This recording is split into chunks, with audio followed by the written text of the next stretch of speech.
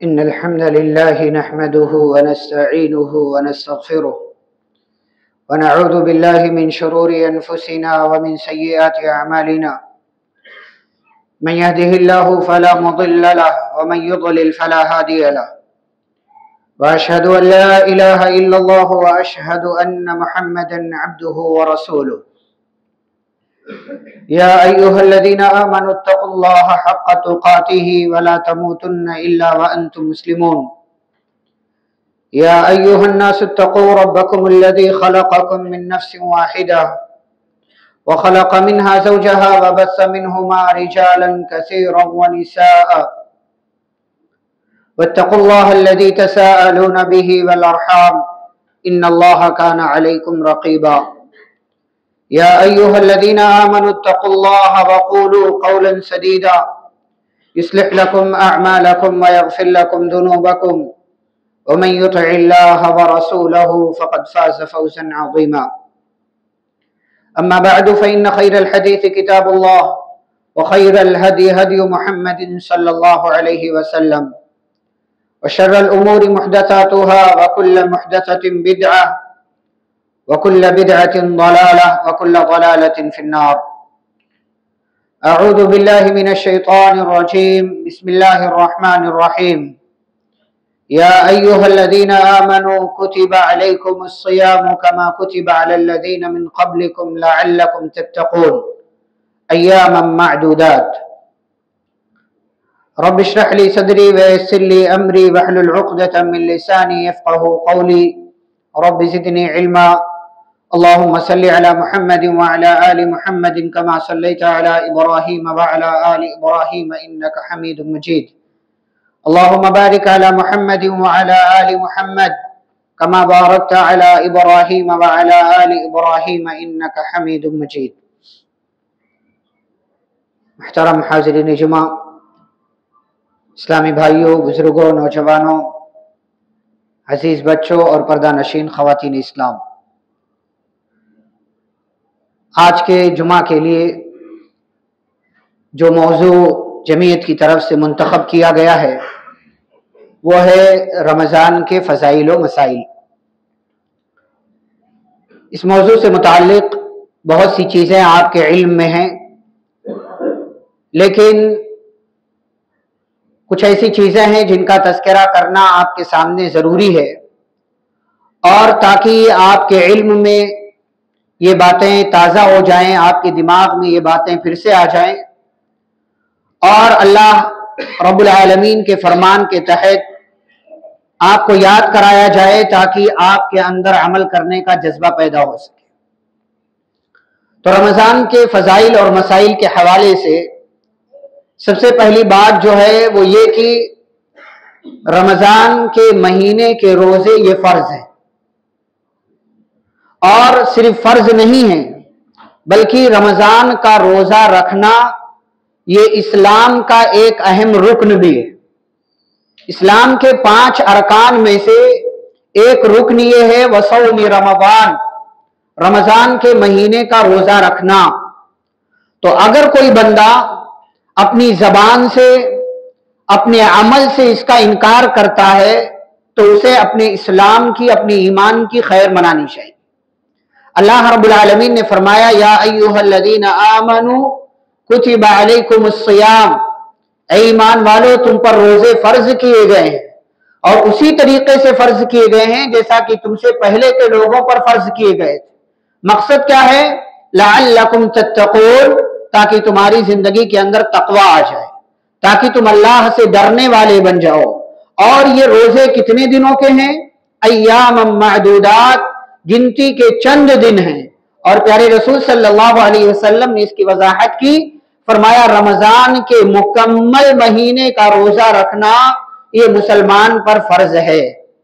اب ہماری یہ ذمہ داری ہے کہ اگر ہم اپنے آپ کو مسلمان کہتے ہیں، عاقل ہیں، بالغ ہیں، چاہے ہم مرد ہیں یا عورت، تو ایسی صورت میں ہمارے لیے بغیر کسی عذر کے رمضان کا روزہ رکھنا یہ ضروری ہے۔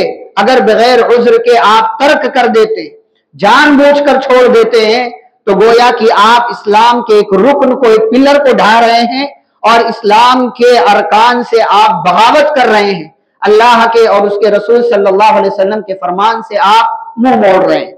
یہ پہلی بات۔ دوسری بات یہ ہے کہ رمضان کی فضیلت یہ ہے کہ رمضان کے اندر اللہ نے قرآن جیسی عظیم کتاب کا نزول فرمایا۔ شہر رمضان الذی انزل فیہ القرآن، رمضان کا مہینہ وہ مہینہ ہے جس میں قرآن کو نازل کیا گیا، اور قرآن کی وجہ سے کتنی برکتیں ہماری زندگی کے اندر ہیں یہ ہم اور آپ بخوبی جانتے ہیں۔ اور پیارے رسول صلی اللہ علیہ وسلم نے احادیث کے اندر اس کا تذکرہ بھی کیا ہے کہ قرآن کتنی عظیم کتاب، اس عظیم کتاب کو جس کے لینے سے آسمان نے انکار کر دیا، جس کو لینے سے زمین نے انکار کر دیا، جس کو لینے سے پہاڑوں نے انکار کر دیا، اور اللہ نے فرمایا اگر اس کتاب کو، اس قرآن کو ہم کسی پہاڑ پر نازل کر دیتے لَرَأَيْتَهُ خَاشِعًا مُتَصَدِّعًا مِنْ خَشْيَةِ اللَّهِ، تو قرآن کے اندر جو باتیں ہیں، جو فرامین ہیں، جو احکام ہیں، ان تمام باتوں کے ڈر سے، اللہ کی خشیت سے پہاڑ ریزہ ریزہ اور چورا چورا ہو جاتا۔ یہ عظیم کتاب اللہ رب العالمین نے اسی مہینے کے اندر نازل فرمائی ہے۔ یہ اس مہینے کی عظمت ہے، یہ اس مہینے کی فضیلت ہے اور اس کا مقام و مرتبہ ہے۔ ایسے ہی رمضان کے مہینے کی ایک فضیلت یہ ہے کہ رمضان جب آتا ہے تو اس کے اندر بہت سارے ایسے اعمال ہیں کہ جو اعمال اللہ رب العالمین نے اس مہینے کے اندر رکھے ہوئے ہیں۔ اسی میں سے ایک رات ہے جس رات کی عبادت 1000 مہینوں کی عبادت سے بہتر ہے، 1000 مہینوں کی عبادت سے بہتر ہے۔ آپ اپنی زندگی کے مکمل سال عبادت کر جائیں، مکمل سال عبادت کر جائیں اور اس ایک رات میں عبادت کر لیں، گویا کہ ایک رات میں عبادت کرنے کا ثواب 1000 مہینے یعنی 83 سال 83 سال اور 4 مہینے کے برابر آپ کو ثواب مل جاتا ہے۔ یہ اللہ کا اس امت پر احسان ہے کہ اللہ نے ایسے لمحات، ایسے اوقات، ایسے دن، ایسے مہینے رکھے ہوئے ہیں کہ آپ تھوڑی سی عبادت کریں، چند دنوں تک عبادت کریں اور ان چند دنوں کا ثواب آپ کو اتنا ملے گا۔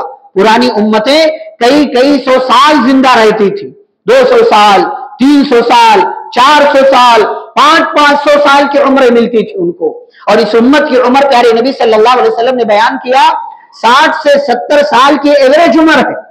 اب 60 سے 70 سال میں بندہ کتنی عبادتیں کرے گا؟ تو اللہ نے دوسرا آپشن رکھا، فرمایا کچھ ایسے اوقات اور لمحات، ٹائمنگ ہم نے تمہیں دیے ہوئے، اگر اس ٹائم میں تم نیکیاں کر لو، اچھائیاں کر لو تو تمہارا ثواب کئی سالوں کے برابر اور کئی مہینوں، کئی 100,000 مہینوں کے برابر تمہیں اس کا ثواب ملے گا۔ یہ اللہ کا اس امت پر احسان ہے، اور وہ رات اسی مہینے کے اندر آتی۔ اسی لیے پیارے نبی صلی اللہ علیہ وسلم نے فرمایا فیہ لیلۃ القدر خیر من 1000 شہر، رمضان میں ایک رات ایسی ہے جس رات کی عبادت 1000 مہینوں کی عبادت سے بہتر ہے، اور جو بندہ اس رات کے خیر سے محروم کر دیا جائے سمجھ لو کہ وہ ہر طرح کے خیر سے محروم کر دیا جاتا ہے۔ ایسا بندہ بہت بدنصیب ہے۔ اسی لیے ایک دوسری حدیث کے اندر پیارے نبی صلی اللہ علیہ وسلم منبر پر چڑھے، آپ پہلے زینے پر قدم رکھا، آپ نے آمین کہا، دوسرے پر قدم رکھا، آمین کہا، تیسرے پر قدم رکھا، آمین کہا، اور جبریل امین علیہ السلام آئے تھے۔ پیارے نبی صلی اللہ علیہ وسلم نے وضاحت کیا، جب صحابہ نے پوچھا، فرمایا جبریل آئے تھے، انہوں نے بد دعا کی ایسے بندے کے لیے جو بندہ رمضان کا مہینہ پائے اور یہ مہینہ پا کر کے بھی اپنی مغفرت نہ کروا لے۔ پیارے نبی صلی اللہ علیہ وسلم نے ایک دوسری حدیث کے اندر فرمایا کہ رمضان کا مہینہ جب آتا ہے جنت کے دروازے کھول دیے جاتے ہیں، جہنم کے دروازے بند کر دیے جاتے ہیں، یہ سب آپ جانتے ہیں۔ لیکن اس میں ایک فضیلت کی بات کیا ہے؟ حدیث کے آخری الفاظ میں پیارے نبی صلی اللہ علیہ وسلم نے وضاحت کی، وَلِلَّهِ عُتَقَاءُ مِنَ النَّارِ وَذَلِكَ فِي كُلِّ لَيْلَةٍ، یہ سمجھنے کی بات، یہ اپنے دماغ میں بٹھانے کی بات۔ جنت کے دروازے کھول دیے گئے آپ کو معلوم، جہنم کے دروازے بند کر دیے گئے آپ کو معلوم، سرکش شیاطین کو قید کر دیا گیا آپ کو معلوم ہے، لیکن اللہ ہر رات بہت سے ایسے لوگوں کو جہنم سے آزاد کرتا ہے جو اپنے عمل کی بنیاد پر جہنم میں جانے والے تھے۔ ہم اور آپ کو چاہیے کہ رمضان کے ان دنوں، ان راتوں کی قدر کریں، اس کی فضیلت کو سمجھیں، اس کے مقام کو سمجھیں، اس کی اہمیت کو سمجھیں، اور نیکیوں کے اس موسم بہار سے بھرپور فائدہ اٹھانے کی کوشش کریں۔ یہ رمضان برکتوں کا موسم ہے، اس کا لمحہ لمحہ قیمتی ہے، اس کا منٹ منٹ آپ کی زندگی میں برکتیں لے کر کے آنے والا ہے۔ وہ معمول کی زندگی نہ گزاریں، روٹین کی زندگی نہ گزاریں، اپنی زندگی میں تبدیلی لے کر کے آئیں، اپنے آپ کو ہر اعتبار سے چینج کریں۔ نمازوں کا معاملہ ہو، روزوں کا معاملہ ہو، تراویح کا معاملہ ہو، قرآن کی تلاوت کا معاملہ ہو، صدقہ خیرات کا معاملہ ہو، نیکیوں کا حکم دینے کا معاملہ ہو، برائیوں سے بچنے کا معاملہ ہو، فرشتہ آتا ہے، پکارتا ہے، یا باغی الخیر اقبل، اے نیکیوں کے طلبگار آگے بڑھ، نیکیاں کر، نیکیوں کا موسم بہار چالو ہو چکا ہے، ویا باغی الشر اقصر، اور اے برائی کرنے والے اب تو رک جا، اب تو تھم جا، اب تو باز آ جا، اب تو اپنے آپ کو برائیاں کرنے سے روک لے۔ یہ رمضان مبارک مہینہ سال کا سب سے محترم اور مقدس مہینہ شروع ہو چکا ہے۔ اب تو احساس پیدا کر، کچھ تو شعور بیدار کر برائیوں سے اور غلط کاموں سے اپنے آپ کو، شیطانی راستوں پر جانے سے اپنے آپ کو روک لے۔ یہ فرشتہ ندا لگاتا ہے، فرشتہ پکارتا ہے، اور جب بندہ اللہ کی طرف دھیرے دھیرے بڑھتا ہے، ایک نماز میں آتا ہے، دوسری نماز میں آتا ہے، ایک دن تراویح کا اہتمام کرتا ہے، دوسرے دن کرتا ہے، نیکیوں کی طرف بڑھتا ہے، اللہ کو اس کا یہ عمل پسند آتا ہے، اور اللہ اس کا نام لکھتا ہے کہ اے فرشتوں اس بندے کو بھی جہنم سے آزادی کا پروانہ عطا کر دو۔ یہ رمضان کا مہینہ ہے، اس مہینے کی عظمت، اس کا احترام اور اس کی فضیلت کو جاننے اور سمجھنے کی کوشش کیجیے۔ آئیے کچھ مسائل میں آپ کے سامنے رکھتا ہوں، فضیلتیں آپ جانتے ہیں۔ پہلی بات، قرآن کی تلاوت کا معمول بنائیں، قرآن کی تلاوت کریں۔ اگر آپ تلاوت نہیں کر سکتے ہیں تو سنیں، قرآن پڑھنا نہیں آتا ہے تو قرآن سننے کا اہتمام کریں۔ سننا بھی عبادت ہے، پڑھنا عبادت، سننا عبادت، سنانا عبادت، قرآن سے جڑ جانا عبادت۔ قرآن یہ اپنے آپ میں عبادت کی چیز ہے، اگر آپ اس سے جڑ جاتے ہیں تو قرآن کی تلاوت کا معمول بنائیں۔ اور اس رمضان یا جو بھی رمضان آتا ہے، رمضان میں آپ کی مسجدوں میں جو ایک الگ اور اضافی چیز کا اہتمام کیا جاتا ہے، قرآن کے دروس کا، چاہے وہ تفسیر کی شکل میں ہو یا الگ الگ آیتوں کا معنی مفہوم بتانے کی شکل میں ہو، چاہے وہ 10-15 منٹ کی گفتگو ہو، 20 سے 25-30 منٹ کی گفتگو ہو، یہ موقع ہماری زندگی میں آتا ہے، اسے جو ہے ایسے ہی ضائع نہ کریں۔ چاہے آپ کا شمار مردوں میں ہو یا عورتوں میں ہو، آپ جہاں بھی تراویح کی نماز ادا کرتے وہاں اگر قرآن کے دروس کا اہتمام ہو رہا ہے، اس موقع کو غنیمت جانیں۔ سال بھر تو ویسے بھی نہیں پڑھتے قرآن، اور اگر پڑھتے ہیں تو ترجمے کے ساتھ نہیں پڑھتے، معنی مفہوم نہیں سمجھتے، معنی مفہوم جاننے کی کوشش نہیں کرتے۔ یہ حسین مواقع آپ کی زندگی میں آتے ہیں، آپ قرآن سے اپنے آپ کو جوڑیں، قرآن سننے کا اہتمام کریں، اور جہاں بھی قرآن کے دروس ہو رہے ہیں قرآن کے دروس کو سننے کا اہتمام کریں اور ایسے مواقع سے فائدہ اٹھائیں۔ نمبر 2، ہمارے ہاں کئی ایک لوگوں نے مجھ سے سوال کیا تراویح کی نماز کے بعد کہ ہم نے وتر پڑھ لیا ہے، رات میں تہجد پڑھنا ہو تو کیسا کرنا؟ بھائی تراویح اور تہجد قیام اللیل سب ایک ہے، تراویح، تہجد، قیام اللیل، صلاۃ اللیل سب ایک ہے۔ آپ نے تراویح اگر پڑھ لیا ہے تو پھر رات میں کوئی اور نماز نہیں ہے، پھر رات میں کوئی اور نماز نہیں۔ ہاں، آپ رات کو اٹھتے ہیں، وضو کرتے ہیں تو وضو کے بعد وضو کے نام پر 2 رکعت پڑھ سکتے ہیں، یا آپ رات کو مسجد میں آتے ہیں کسی کام کے تحت، سحری سے پہلے یا سحری کے بعد، اذان نہیں ہوئی ہے ابھی، مسجد میں آ رہے ہیں، 2 رکعت آپ بالکل پڑھ سکتے ہیں تحیۃ المسجد کے نام پر۔ لیکن تہجد کے نام پر آپ یہ سوچیں کہ تراویح کے بعد اور کوئی نماز ہے، تو ایسی کوئی نماز نہیں۔ تراویح وہی ہے، تہجد وہی ہے، قیام اللیل وہی ہے، صلاۃ اللیل وہی ہے۔ ایک نماز کے کئی ایک نام ہونے کا مطلب یہ نہیں ہے کہ الگ الگ نماز ہے۔ جیسے اشراق کی نماز ہے، صلاۃ الاشراق، صلاۃ الضحیٰ، صلاۃ الاوابین، اسی کو ہم اپنی زبان میں چاشت کی نماز کہتے ہیں۔ الگ الگ نمازیں یہ ہیں نہیں، ایک نماز کا نام ہے۔ ایسے ہی فجر کی نماز کا نام صلاۃ الفجر، صلاۃ الصبح، قرآن الفجر، صلاۃ الغدات، کئی ایک نام ہے فجر کی نماز کے. تو کیا آپ کہیں گے کہ فجر کی کئی الگ الگ نماز ہے؟ نہیں. ایسے ہی تہجد کا معاملہ بھی ہے، قیام اللیل، تراویح، صلاۃ اللیل، سب ایک ہی نمازوں کے نام. آپ نے پڑھ لیا. اما عائشہ رضی اللہ عنہا فرماتی ہیں پیارے نبی صلی اللہ علیہ وسلم رمضان ہو یا غیر رمضان 11 رکعت سے زیادہ نہیں پڑھتے تھے. یہی آپ صلی اللہ علیہ وسلم کی سنت ہے. اسی سنت پر ہمیں عمل کرنا چاہیے. اور اگر آپ ایکسٹرا کوئی نماز پڑھتے ہیں تو ایسی کوئی نماز پیارے نبی صلی اللہ علیہ وسلم کی سنت کے مطابق نہیں ہے. اس لیے آپ یہ سمجھے کہ تراویح کے بعد مجھے تہجد ادا کرنا ہے تو ایسی کوئی نماز نہیں. رہی بات دلیل دینے کی مکہ مدینہ کی، مکہ مدینہ ہمارے لیے دلیل نہیں ہے، ہمارے لیے دلیل قرآن اور حدیث ہے، اللہ اور اس کے رسول صلی اللہ علیہ وسلم کی تعلیم ہے. ایک اور اہم بات جو ہم بہت دفعہ مس کر دیتے، روزے کی حالت میں دعاؤں کا اہتمام کرنا. روزہ اور دعا کا بہت گہرا تعلق، یہ دونوں آپس میں ان کا بہت گہرا ریلیشن اور تعلق ہے. جب آپ روزے سے ہوں تو روزے کی حالت میں دعاؤں کا اہتمام کریں. روزے کی حالت میں دعاؤں کا اہتمام کریں. صبح فجر سے لے کر کے سورج ڈوبنے تک، افطاری سے پہلے تک یہ وقت آپ کے لیے بڑا قیمتی. پیارے نبی صلی اللہ علیہ وسلم نے فرمایا اللہ روزے دار کی دعا رد نہیں کرتا. آپ روزے سے ہیں، جو بھی ضرورت ہے آپ کی اللہ سے کہہ دیجئے، اللہ سے مانگ لیجئے. آپ روزے دار ہیں، آپ کے منہ کی بو اللہ کو مشک کی خوشبو سے زیادہ پسندیدہ ہے.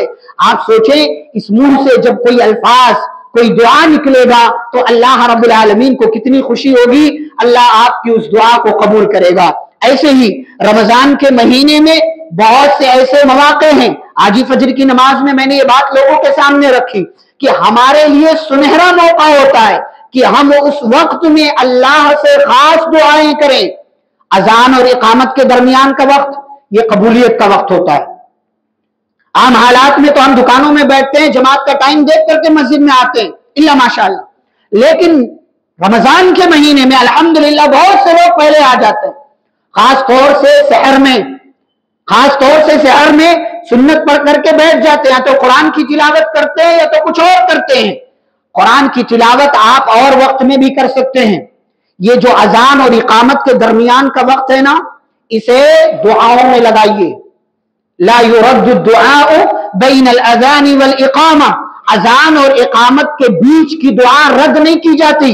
ایسے ہی اذان سے پہلے اگر آپ مسجد میں آ گئے، صبح فجر کی بات کر رہا ہوں، فجر سے پہلے اگر آپ مسجد میں آ گئے، یہ وہ وقت ہے جب اللہ یہ آسمان دنیا پر آیا ہوتا ہے اور اعلان کرتا ہے کوئی مانگنے والا میں اس کو دے دوں، ہے کوئی مغفرت طلب کرنے والا میں اس کو معاف کر دوں. آپ اس وقت میں چاہے گھر میں ہو یا مسجد میں آ کر کے اللہ کے سامنے ہاتھوں کو اٹھا کر کے اس سے سوال کرے اور ان جیسے اوقات اور لمحات کو قیمتی سمجھے. ایک اور بات اس حوالے سے مسئلہ یہ ہے کہ روزے کی حالت میں لغو اور فحش چیزوں سے آپ دور رہیں. لغو سے، فضولیات سے، جس کا تعلق بکواس چیزوں سے ہو، بےہودہ چیزوں سے ہو، ایسی چیزوں سے دور رہیں. آپ سوچیں آپ روزے سے ہیں، آپ ریلز دیکھ رہے ہیں، آپ شارٹس دیکھ رہے ہیں، اس میں کیسی کیسی تصویریں، کیسے کیسے ویڈیوز آ رہے ہیں، بڑی آسانی کے ساتھ ہم اسکرول کرتے ہوئے چلے جاتے ہیں. روزے سے ہیں آپ، روزے سے ہیں. اور بہت سے لوگ اس میں ملوث نہیں ہے تو دکانوں میں غلط باتیں، غلط زبان الفاظ استعمال کر رہے ہوتے ہیں. کبھی کسی جو ہے کام کرنے والے کو، کبھی خود سے کسی کو کال پر، موبائل پر، فون پر جو ہے کسی کو ڈانٹ رہے ہوتے ہیں، غلط الفاظ بول رہے ہوتے ہیں. آپ صلی اللہ علیہ وسلم نے فرمایا جو بندہ روزہ رکھ کر کے بھی جھوٹ بولنا، جھوٹ باتوں پر عمل کرنا نہ چھوڑے تو اللہ کو کوئی ضرورت نہیں ہے کہ وہ بھوکا پیاسا رہے. بھوکا پیاسا رہے یعنی آپ روزے سے بھی ہیں اور روزہ رکھ کر کے بھی آپ جھوٹ بات کریں، یہ کتنی عجیب و غریب بات ہے. پہلے ہمارے ہاں تصور تھا، لوگ کہتے تھے روزے سے ہو میری بات پہ یقین کرو، روزہ رکھ کر جھوٹ بولوں گا. اور آج ہمارے ہاں دھڑلے کے ساتھ لوگ غلط باتیں کرتے، غلط چیزیں دیکھتے ہیں، ویڈیوز دیکھتے ہیں اور ٹائم پاس کے لیے نہ جانے کیسی کیسی حرکتیں کرتے ہیں. غلط بات. کیرم بورڈ کھیلنا، وقت کو ایسی بےہودہ چیزوں میں لگانا اور جو ہے موبائل میں لوڈو کھیلنا بیٹھ کر کے، اس طرح سے 4 دوست بیٹھ جائیں ٹائم پاس کے لیے، یہ کام کرنا، رمضان اس کے لیے نہیں. یہ وقت آپ کے لیے غنیمت ہے، اس کی قدر کیجئے، ان اوقات کو لغو چیزوں میں، فالتو اور بیکار چیزوں میں مت لگائیے، اپنے آپ کو ایسے تمام تر شیطانی کاموں سے دور رکھیے۔ ایک اور مسئلہ یہ ہے، روزے کی حالت میں ہم اور آپ کو اس بات کا خیال رکھنا چاہیے، میں نے کہا کہ یہ وقت نیکیاں کمانے کا ہے۔ ایک نیکی کمانے کا موقع یہ ہے کہ آپ 30 روزے اگر رکھتے ہیں، 29 یا 30 جو بھی ہو، آپ کو 29 یا 30 روزہ رکھنے کا ثواب ملتا ہے، لیکن آپ کو 30 اور روزہ رکھنے کا ثواب مل سکتا ہے، یعنی گویا کہ ایک مہینے میں آپ نے 60 دن روزہ رکھنے کا ثواب حاصل کیا۔ کیسے؟ آپ بقیہ 30 دنوں کے حساب سے آپ ایک ایک بندے کو افطاری کروانے کا اہتمام کرواتے، ایک ایک بندے کو ایک دن کا صرف ایک حساب، ایک بندے کا حساب رکھیں، ایک بندے کو آپ روزہ افطار کروائیں گے جو روزے دار ہے، سیاسی پارٹیوں والے افطاری نہیں، ان کی جو ہے خوشامد کرنے کے لیے افطاری نہیں، فلاں کروا رہے ہیں ہم بھی کروائیں گے، روایتی افطاریاں نہیں، ان جیسی افطار پارٹیوں سے، ان جیسے افطار کروانے کی چیزوں سے جو آپ روزہ افطار کرواتے ہیں بچیں اس سے، کیونکہ اس میں ریاکاری کا خدشہ ہو جاتا ہے۔ آپ چپکے سے کسی کے گھر افطاری بھجوا دیں، جہاں آپ اپنے علاقوں میں پتہ کریں، اپنے علاقوں کے بارے میں آپ کو معلوم ہونا چاہیے کون سا گھر ایسا ہے جہاں پھل فروٹ کا اور ان جیسی دیگر اچھی چیزوں کا رمضان میں بھی اہتمام نہیں ہو پاتا۔ ایسے گھروں میں آپ افطار کا سامان پہنچائیں اور کم وقت میں زیادہ ثواب حاصل کرنے کی کوشش کریں۔ پیارے نبی صلی اللہ علیہ وسلم نے فرمایا جو کسی روزہ دار کو افطار کروائے تو اس کو اتنا ہی ثواب ملتا ہے جتنا روزے دار کو ثواب ملتا ہے، اور اس کے ثواب میں کمی نہیں ہوتی، اس کے ثواب میں، یعنی آپ کو اپنا روزہ رکھنے کا ثواب ملا، جس کو آپ نے افطاری کروایا اس کو اس کے روزہ رکھنے کا ثواب ملا، آپ کے لیے ایک ایڈیشنل چیز یہ ہو گئی کہ آپ کو افطاری کروانے کا ثواب ملا، کتنا؟ جتنا اس کو روزہ رکھنے کا ثواب ملا ہے۔ اب آپ سوچیں 30 دنوں میں اگر آپ نے 30 لوگوں کو افطار کروایا تو آپ نے گویا کہ ایک اور مہینے کا روزہ رکھا، اس کے برابر آپ کو ثواب مل گیا۔ یہ ساری چیزیں ہمیں کرنا چاہیے اور الحمدللہ بہت سے لوگ اس کا اہتمام بھی کرتے ہیں۔ ایسے ہی رمضان کا اجر و ثواب جو ہے اس سے خود کو محروم نہ کریں۔ بہت دفعہ کیا ہوتا ہے، انسان روایتی انداز میں آتا ہے، روایتی انداز میں لوگ تراویح پڑھنے کے لیے چل رہے ہیں مجھے بھی چلنا چاہیے، لوگ روزہ رکھ رہے ہیں مجھے بھی روزہ رکھنا چاہیے، لوگ یہ نیکی کر رہے ہیں مجھے بھی کرنا چاہیے، روایتی انداز نہ ہو۔ اسی لیے پیارے نبی صلی اللہ علیہ وسلم نے کیا فرمایا؟ روزہ رکھو، قیام کرو، رمضان کی راتوں میں نیکیاں کرو، قیام اللیل کرو، تراویح کی نماز پڑھو، اور اس کے پیچھے 2 چیزیں آپ نے بتائیں، ایماناً و احتساباً، ثواب کی نیت ہو اور ایمان بھی ہو کہ یہ اللہ کا حکم ہے، پیارے نبی صلی اللہ علیہ وسلم کی تعلیم، یہ 2 چیزیں ہونی چاہیے۔ یہ 2 چیزیں، کون پڑھ رہا ہے کون نہیں پڑھ رہا ہے کسی کو دیکھ کر مت آئیں، اللہ کا فرمان ہے اس لیے آئیں، پیارے نبی صلی اللہ علیہ وسلم کی تعلیم ہے اس لیے روزہ رکھیں، پیارے نبی صلی اللہ علیہ وسلم نے کیا ہے اس لیے تراویح کی نماز آپ ادا کریں، آپ صلی اللہ علیہ وسلم نے قرآن کی تلاوت کی ہے اس لیے آپ اس مہینے میں قرآن کی تلاوت کریں، ایمان والا معاملہ اختیار کریں، ایمان والا معاملہ اختیار کریں۔ اسی لیے رمضان، اسی لیے ایمانی بنے، یعنی اپنے آپ کو ایمان والا، آپ کا ایمان کیا کہتا ہے، آپ کا دین کیا کہتا ہے، اس کے حساب سے کام کریں۔ اور اسی لیے میں کہتا ہوں کہ ہمارے ہاں لوگوں کو دیکھ کر کے نماز کے لیے آتے ہیں، اسی لیے جب لوگ کم ہونا شروع ہوتے ہیں تو یہ لوگ بھی کم ہو جاتے ہیں۔ تراویح کی نماز میں کسی دن 4 صف ہے اور کوئی جو ہے نکلنے لگا، جیسے مجلسوں میں لوگ بیٹھتے ہیں، اجتماع ہوتا ہے، 15-20 منٹ سنا، کوئی اٹھ کر کے گیا تو دوسرا بھی اس کے پیچھے جاتا ہے، پھر تیسرا بھی جاتا ہے، پھر چوتھا بھی جاتا ہے، ایسے ایسے دھیرے دھیرے لوگ مجلسیں خالی ہو جاتی ہیں۔ یہی حال رمضان کا بھی ہے، روزوں کا معاملہ ہے، یہی حال جو ہے، یہی حال تراویح کی نمازوں کا معاملہ ہے، دھیرے دھیرے لوگ کم ہو جاتے ہیں۔ کیوں؟ کیونکہ روایتی انداز ہم نے اختیار کر رکھا، روایتی انداز، وہ یہ یہاں دل کا معاملہ ہونا چاہیے، یہ اللہ کا حکم ہے، یہ بھوک یہ پیاس برداشت کرنا اللہ کے لیے، تراویح کے اندر کھڑے ہونا، قیام کرنا اللہ کے لیے، یہ سارے کام اگر آپ یہ سمجھ کر کے کریں کہ اللہ کا حکم ہے، دین کی تعلیم ہے اور یہ کھڑے ہونے پر بھی ثواب مل رہا ہے، تو ایسی صورت میں آپ کے لیے کھڑا ہونا آسان ہو جائے گا، کھڑا ہونا آسان ہو جائے گا۔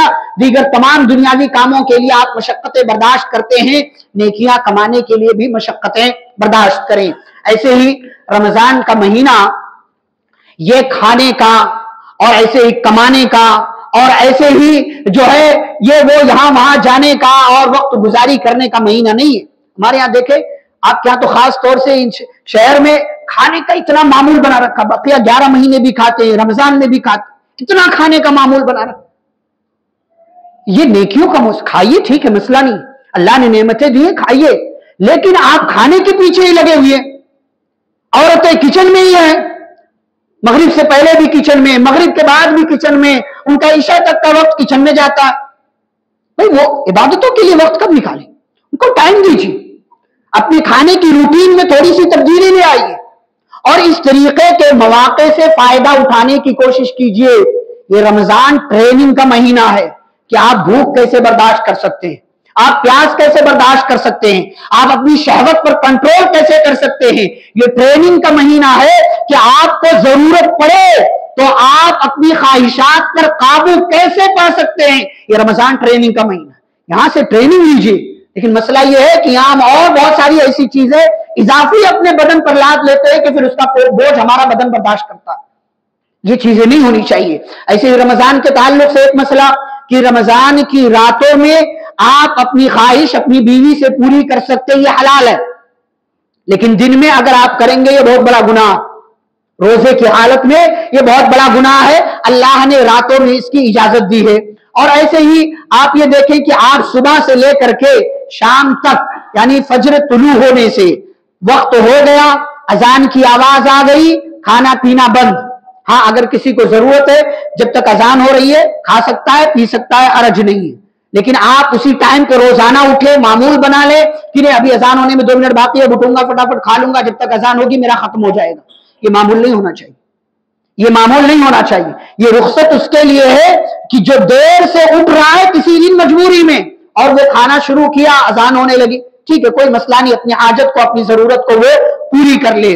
اور ایک بات, عبادتوں پر استقامت کے عادی بنے, چھوڑ پکڑ والی عبادتیں نہیں ہونی چاہیے.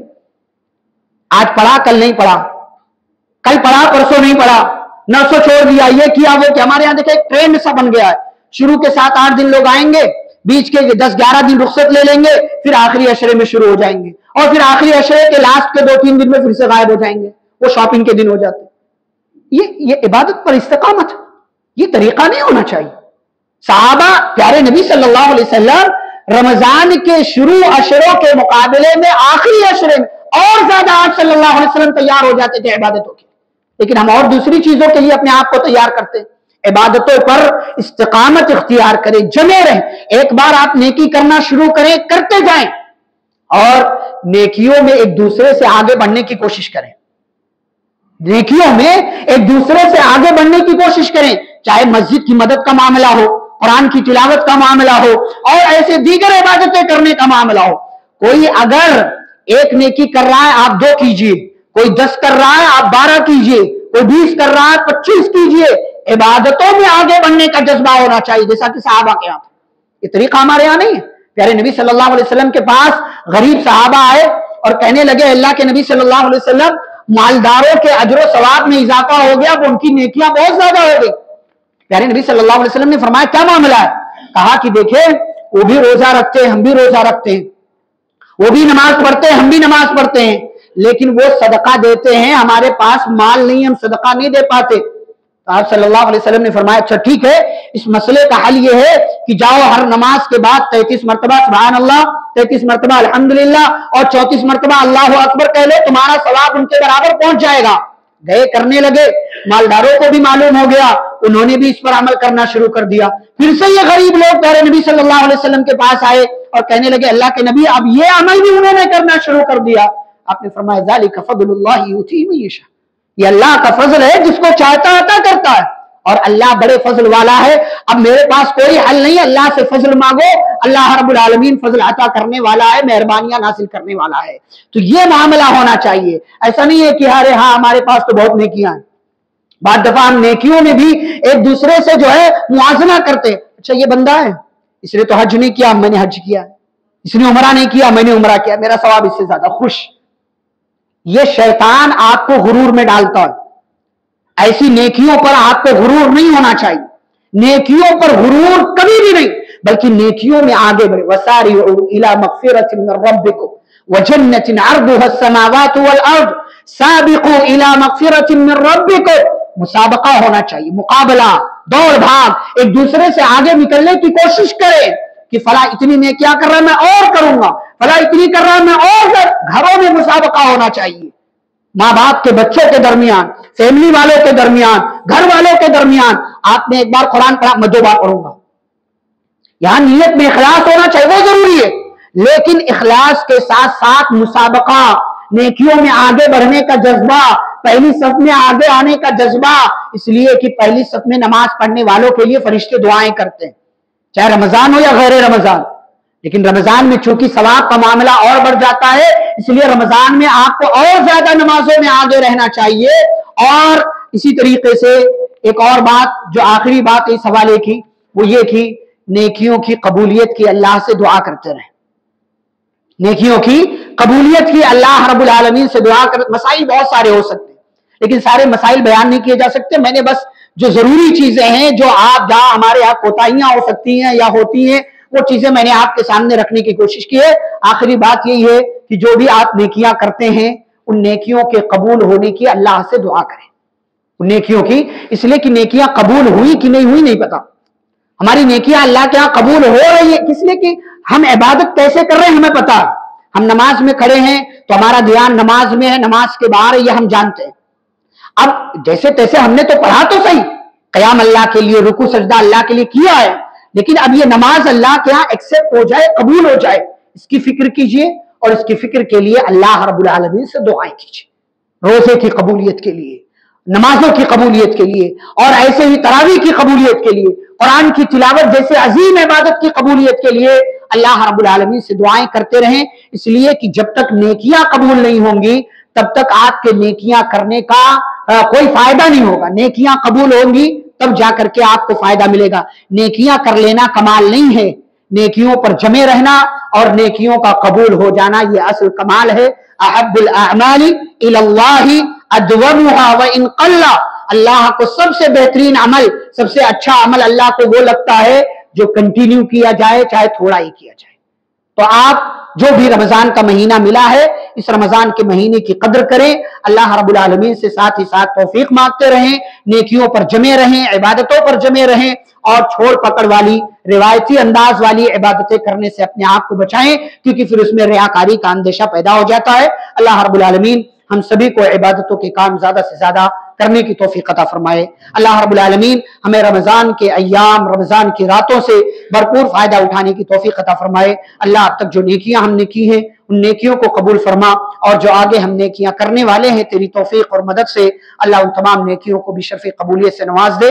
अल्लाह रब्बुल आलमीन हमें रोजा, नमाज, क़याम, तरावी और कुरान की तिलावत और इन जैसी दीगर जो इबादतें हैं उन इबादतों को अंजाम देने, उन पर जमे रहने, उन पर सब्र और इस्तिकामत इख्तियार करने की तौफीक अता फरमाए। अल्लाह जब तक दुनिया में जिंदा रखे, इस्लाम और ईमान पर जिंदा रखे। खातिमा हो तो खातिमा बिल खैर हो। व सल्लल्लाहु तआला अला नबीना मुहम्मद व अला आलिहि व असहाबिहि अजमईन बिरहमतिका या अरहमर राहिमीन।